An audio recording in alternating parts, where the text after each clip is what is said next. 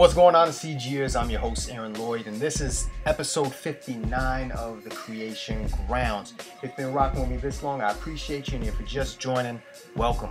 This next fantastic guest has been seen on The Wire, The Sopranos. He worked on The Postman with Kevin Costner, does tons of theater gigs. He's worked on 8 of the 10 August Wilson shows, and he's just a brilliant, fun, talented, beautiful brother. His name is Brian A. Wilson.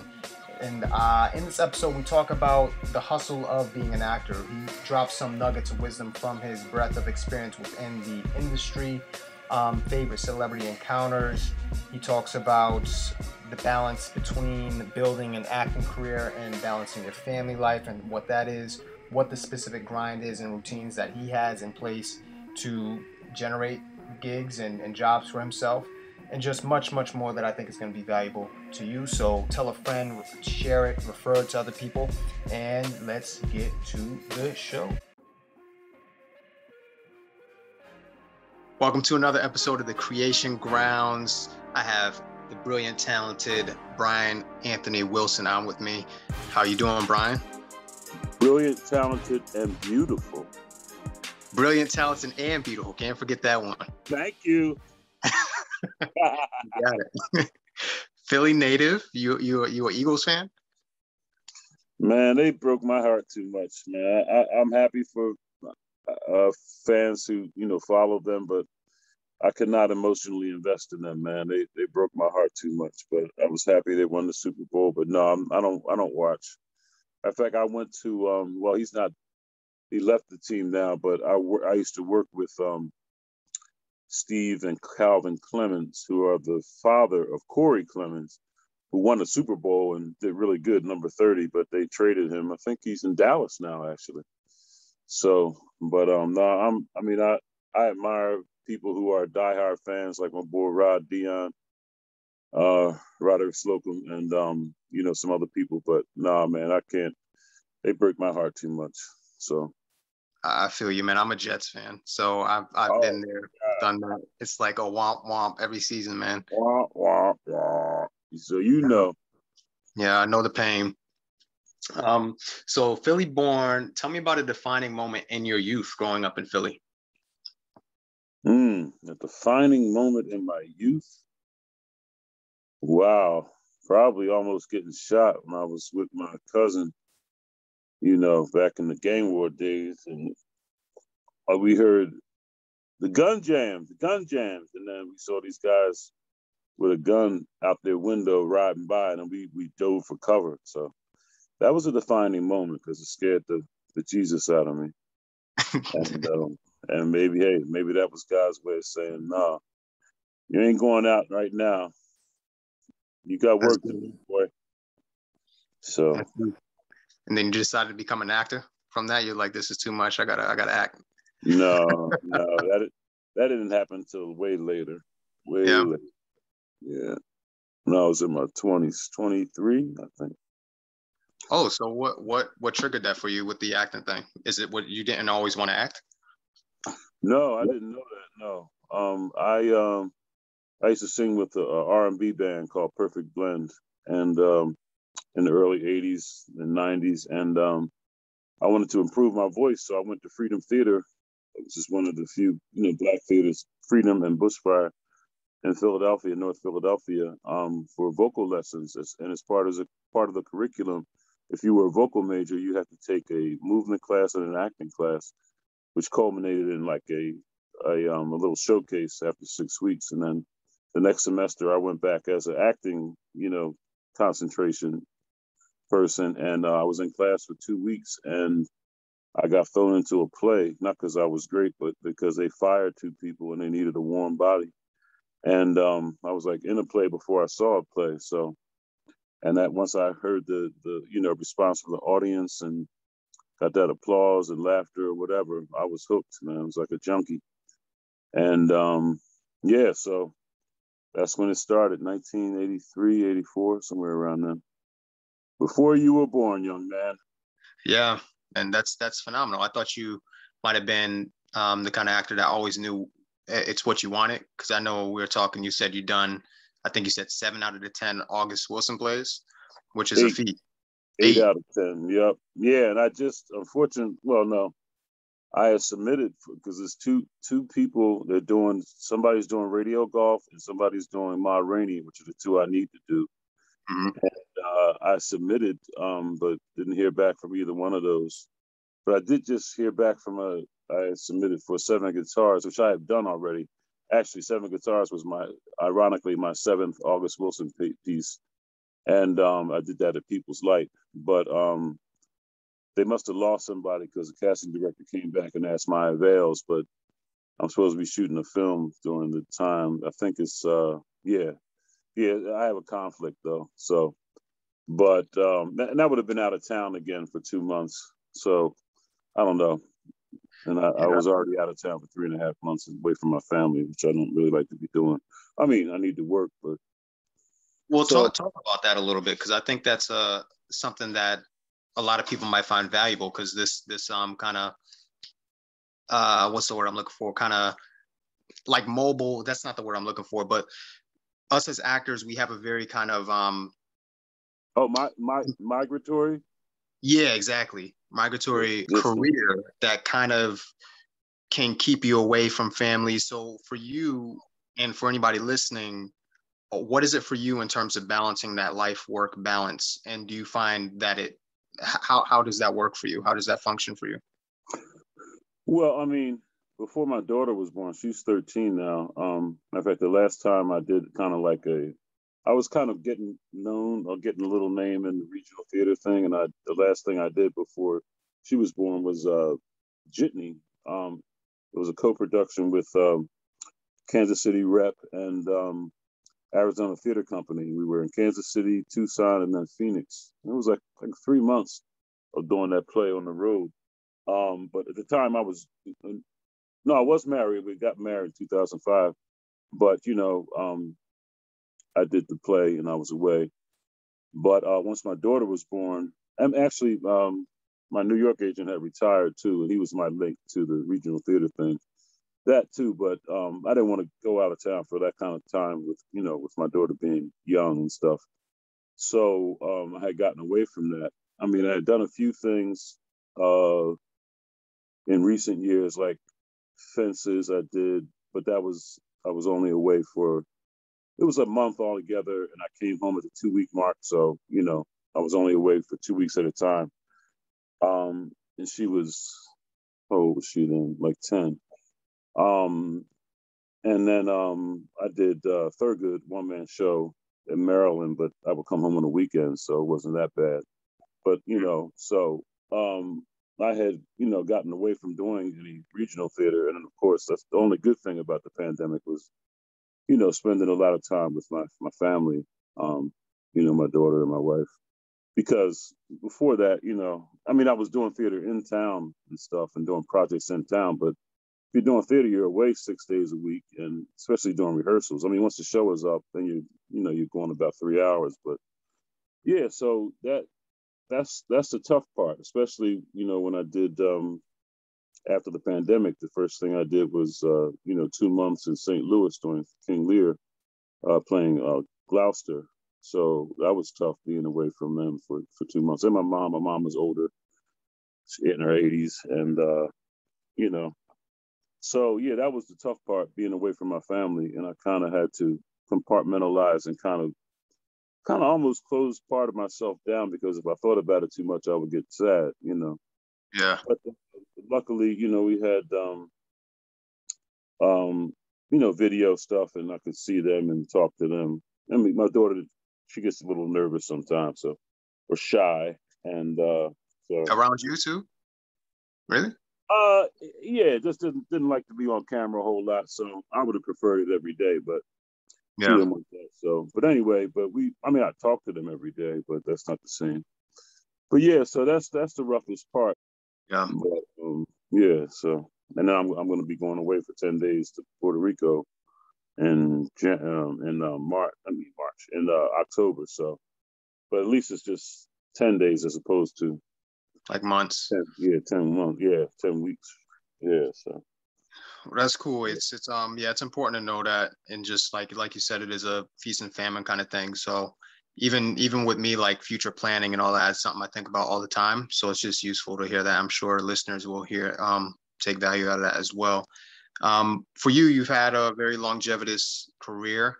What would you say was your favorite celebrity encounter that you've had so far? Favorite celebrity encounter. Wow, that's a good question. I don't know, because most of the time I'm working with them. I mean, I before I worked with him, I met David Morse in Philly, on R7, it's a train, and I was like, hey man, I really admire your work. Hope to work with you one day. And I ended up doing, a movie with him and a TV show. So that one, I mean, he was really, really, he's like a family guy. I mean, but a fierce actor. I mean, when I was working with him, I found myself just looking at him at one point, and I was like, "Oh shoot, I gotta actually have to act and do a job here." So, I mean, but it was real though, because I was in awe of him, and he was just doing his thing, and I was like, "Wow, I actually have a job to do." So that was a good lesson. But I mean, he's one of my favorite guys who I met with and worked with. But yeah, I mean, Wendell Pierce, of course, I worked with him on The Wire, and he, actually, I think that's the only Hollywood person I have his number. Him and James Russo from, he's mostly probably most famously known for playing Axel Foley's best friend, or in Beverly Hills Cop, he gets killed off early, but Mhm. I did the Postman with him and Kevin Costner. So yeah, Russo and Wendell Pierce. Yeah, Ronald Pierce is fierce, man. The Pierce man, is fierce. yeah, yes, he is, and I would. He wrote some really, really beautiful tribute to Michael K. Williams too, and it was really moving. Yeah, Yeah. yeah. Wendell is. I would love to. He did, Death of a Salesman over in England. I hope they bring it to Broadway. I would love to have seen that. Yeah. Seen his Willie Loman. I heard it was really, really amazing. He's supposed to be playing Louis Armstrong, I think, in a upcoming biopic. And he's a Juilliard guy, right? Isn't he? He. I think so, man. The brother is he's so intelligent. He's such a great actor. I mean, he just speaks from the heart, but he speaks so eloquently. He's a bright dude, and he's gifted at his craft, man. Yeah, because the brother that just died recently, Charlie Robinson, they did a two-hander, uh, something about old men. It was done during the pandemic, and they filmed it. It was really good. It was online. I guess it might still be on. Maybe they'll bring it back because of Charlie's passing, Mr. Robinson's passing. Mhm. But yeah, every time I watch him and look at him, I learn something, and also am entertained as well. That's cool. So tell us a little bit about The Wire. It's such a groundbreaking show. Fan favorite. Definitely, I binged it. Up until seeing that, I had not seen anything like that. I don't know how accurate this is, but I heard that The Wire was the first show that, how in the beginning they show a clip and then the title screens. I think The Wire was the first show to ever do that. So for you working on that show, what was it like working on that groundbreaking show for you? Well, it was kind of bittersweet. I mean, I got The Wire because, and I'm supposed to do a class with this gentleman, Austin Pendleton's wonderful actor teacher. I had a little scene in Homicide: Life on the Streets, which was a NBC show, and Pat Moran cast that, and so that's how I got on her radar. So I came in probably three for 3 or 4 different roles for The Wire because Pat knew me from Homicide, and I think one was the mayor. I forget the other roles I read for, but I came in and read for the homicide detective Vernon Holley, and got a call back and something clicked. They offered it to me. At the time, I didn't know it was going to reoccur. I just did my one little episode and had fun. Was it 2 scenes? It was just one scene, and then I got a call to come back, and I ended up doing 2 episodes in the first season. Second season got weird because I was the guy who played my partner was a real chief of police, and he got embroiled in some type of scandal. I don't know what happened, but they called me like three or four different times to check my availability, and then something happened and they didn't have me in. So I don't know what happened. I think it was involved with him. But then the very last show of the season, I got a call, hey, we want you to come back. I'm saying to myself, I'm not going to turn down any work, but it's like, you haven't seen my character in like 9 episodes. What's the point of bringing me back now? But I had no idea they planned on having me, because I ended up doing 19 episodes, all 5 seasons. And it would have been more, but I had theater conflicts.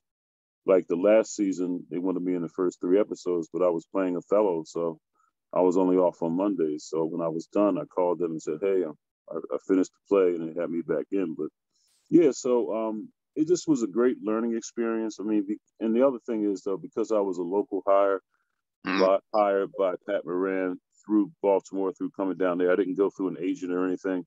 So they looked at you differently, and you were treated differently. You know, there was a producer on there who just was very nasty towards me and towards some other people. I thought it was just me, but I heard she was that way with some other people too.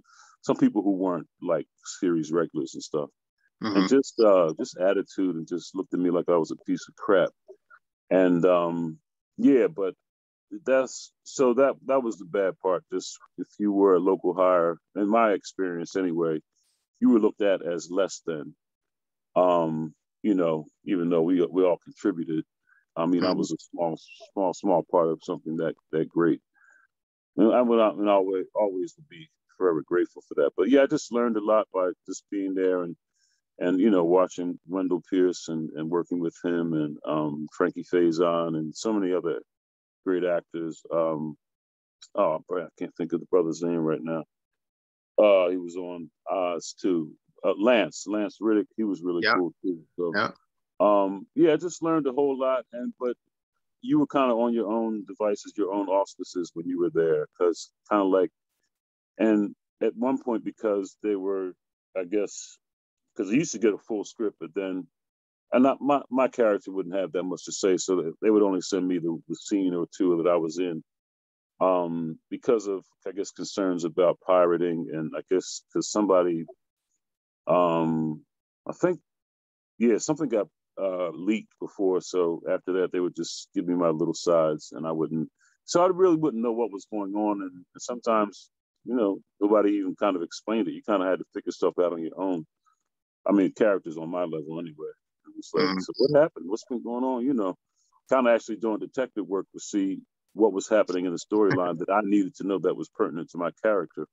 But I mean, the writers really didn't share much, and I kind of found some stuff out on my own about Vernon Holley, who was, you know, a real person. So that would have been helpful. It's kind of like when I did Siren. This was a recurring guest star on a Freeform TV, which is a division of Disney. It was a show. It ran for 3 years, 3 seasons, but I was just in the first season. But they killed me off after 3rd episode or something like that. 7th episode, rather. Ended up being in 3 episodes, but it's like I found out more stuff about my character after I had died, from when they had the wake for my character, and I was like, well, why didn't the writers share that with me? It could have enhanced my role and enhanced my portrayal had I known what they, you know, I found out after the fact. So that was just bizarre to me, but I guess in their minds, I was always just going to be killed off. So it was no sense in me knowing some stuff, I guess. I don't know. But what they didn't know was I had the kid who played my son. I guess he had been hanging out with the producers because he was a series regular when we shot the pilot, and then he kind of let it slip one day that, oh, they're going to kill you off. So I was like, I knew when we shot the pilot they were going to kill me off, but they didn't know I knew. But yeah, so they killed me off after my 3rd episode. So I mean, it was great having the death scene and all that stuff, but it would have been nicer to be on there for 3 seasons. But that's just not my luck. It's coming, man. It's coming. You have such a wide experience, and what routines or habits have you done or created for yourself to propel yourself forward acting wise? Do you have any like Are you submitting every day? Are you in communication with your agent and your team? Oh God, well, no, that's the problem. I mean, I have a local Philly agent, but they really don't do much. If it's nothing in Philly, they can't do anything. I mean, I read for Hustle, the Adam Sandler movie, and a couple other things, but I didn't get those. But I did get Servant, the M. Night Shyamalan TV show that's on Apple TV, Apple Plus. And but no, the guy I was dealing with, the manager, excuse me, who was bi-coastal, he had a family kind of emergency and got out of the business. So no, I just been kind of submitting on my own like crazily 4, 5, 6 times a day. And that's what people need to know. It's never a day off. You gotta. It's 24/7. I mean, I was submitting something at midnight the other day, trying to make a deadline. Yeah, the last 2 days I had put 3 things on tape, self-tape, and then 4 voiceover auditions. So yeah, it's just scouring. I mean, I signed up with Backstage.com and Actors Access, so I get little notices. But you got to jump right on them because sometimes, most of the times they get slammed with thousands of submissions. So yeah, it's tough, man. But I did just speak with a manager, but she said, I mean, she's fierce.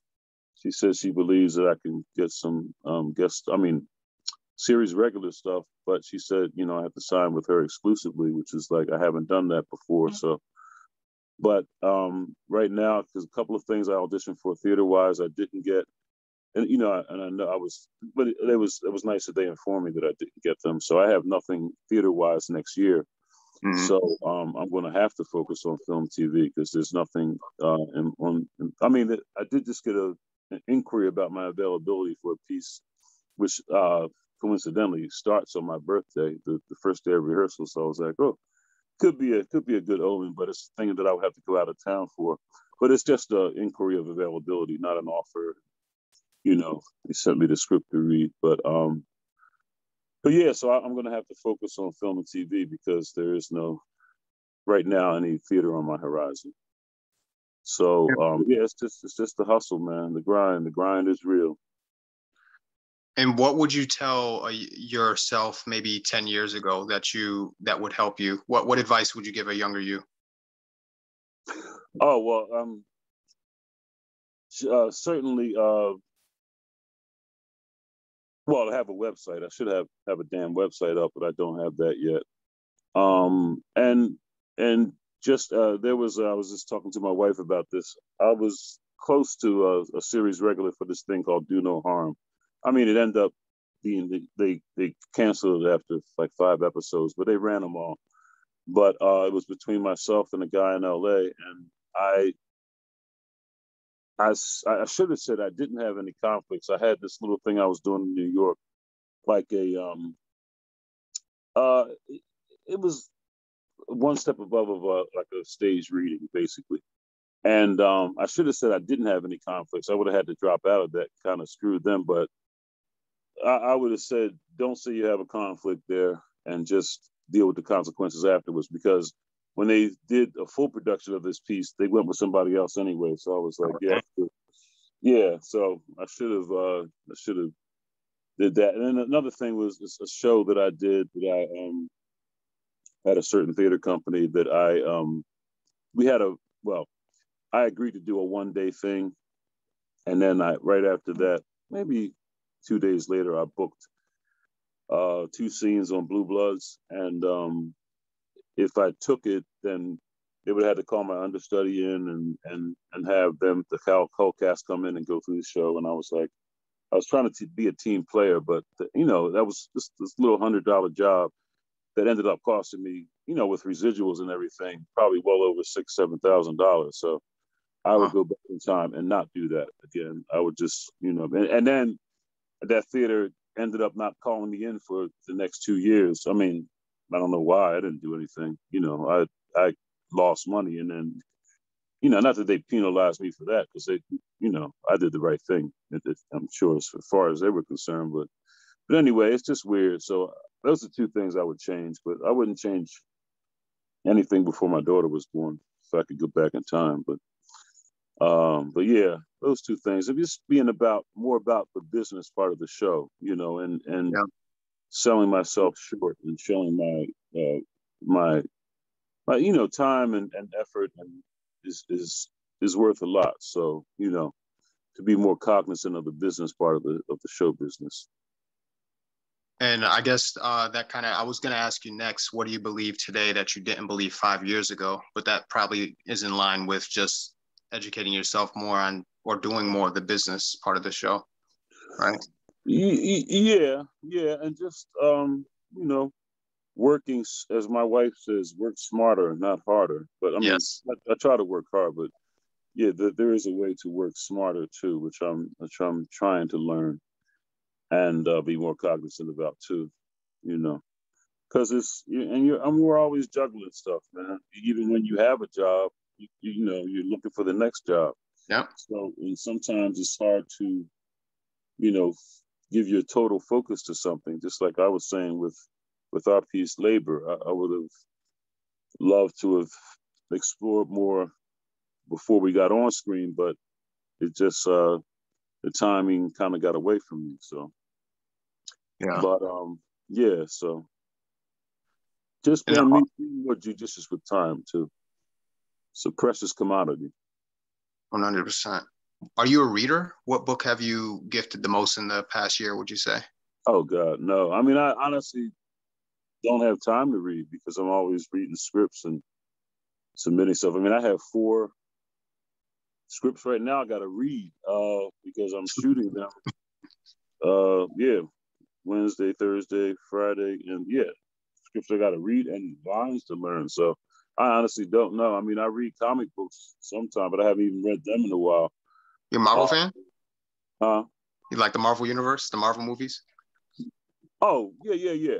I mean, I've know all the storylines and stuff. Yeah, but no, I have my brothers have been going through some stuff because they found some comic books worth something. But I have like 35, 40 big long boxes of comic books, man. I mean, my wife wants me to get rid of them, and I should sell them or do something with them. But yeah, I just haven't really had time. Even they're piling up. I got a big pile of them to read that I haven't got to because I mean, the writing in them is amazing.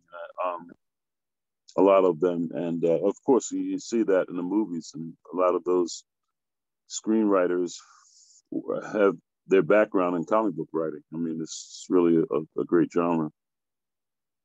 But I